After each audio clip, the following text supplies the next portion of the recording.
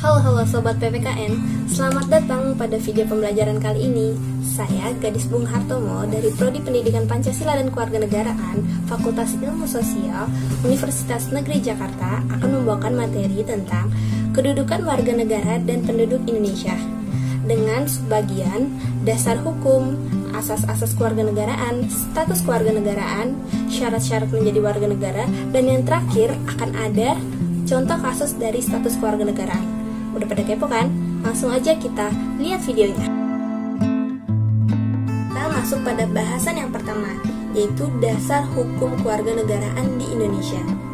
Ini akan dibagi menjadi 3 bagian, yaitu Undang-Undang 1945 Pasal 26 ayat 1 dan 2, Undang-Undang 1945 Pasal 28D ayat 4, dan yang terakhir adalah Surat Keputusan Presiden Nomor 56 Tahun 1996. Nah, kita langsung masuk pada bahasan yang pertama, yaitu Undang-Undang 1945 Pasal 26 ayat 1 dan 2. Pada ayat 1 ini dijelaskan bahwa yang menjadi warga negara ialah orang-orang Indonesia asli dan orang-orang bangsa lain yang disahkan dengan undang-undang sebagai warga negara.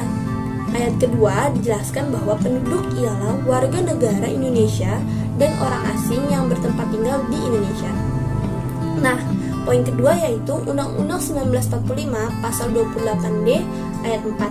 Setiap orang berhak atas status kewarganegaraannya. Nah, yang terakhir adalah Surat Keputusan Presiden Nomor 56 Tahun 1996, yaitu penghapusan bukti kewarganegaraan Republik Indonesia. Warga keturunan Tionghoa yang sudah menjadi warga negara Indonesia tidak diharuskan lagi membawa surat bukti kewarganegaraan Republik Indonesia. Nah, dari sini kita bisa membedakan yang pertama adalah apa itu warga negara dan penduduk.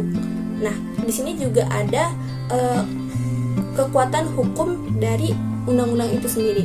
Nah, kita langsung masuk pada pembahasan yang selanjutnya, yaitu asas-asas kewarganegaraan. Lanjut pada pembahasan yang kedua, yaitu asas-asas kewarganegaraan.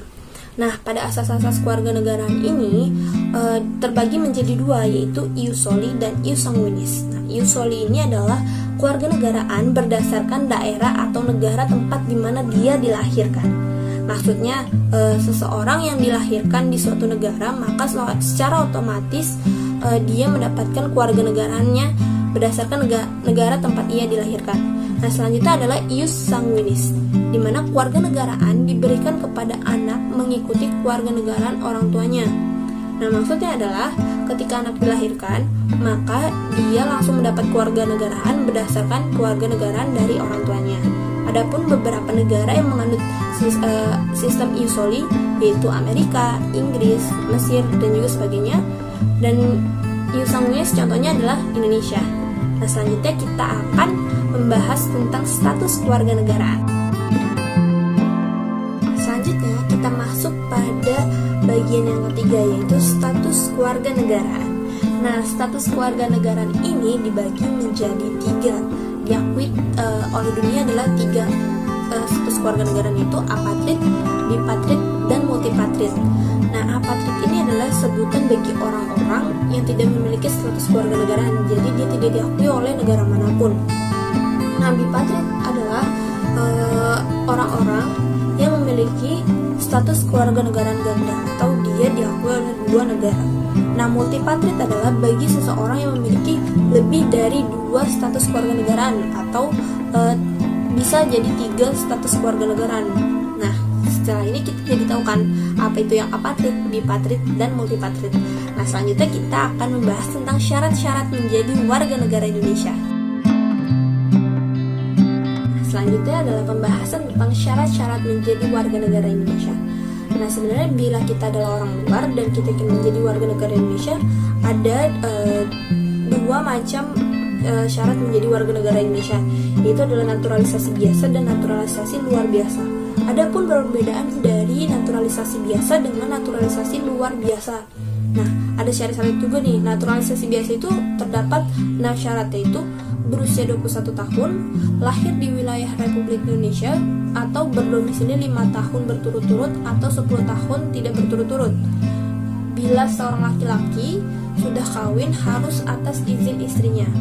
dapat berbahasa Indonesia, memiliki sekedar pengetahuan tentang sejarah Indonesia, dan tidak pernah dihukum karena kejahatan yang merugikan Republik Indonesia, sehat jasmani dan rohani, dan bersedia membayar uang kas. Nah, selanjutnya adalah naturalisasi luar biasa. Naturalisasi luar biasa ini maksudnya adalah warga negara asing yang telah berjasa kepada Republik Indonesia dan mengajukan diri menjadi warga negara Indonesia, diberikan oleh Presiden atas persetujuan DPR. Kepada mereka dibebaskan dari syarat-syarat yang dibebankan seperti proses biasa. Jadi ada beberapa perbedaan antara syarat naturalisasi biasa dengan naturalisasi luar biasa. Selanjutnya akan kita bahas tentang contoh kasus dari status keluarga negaraan.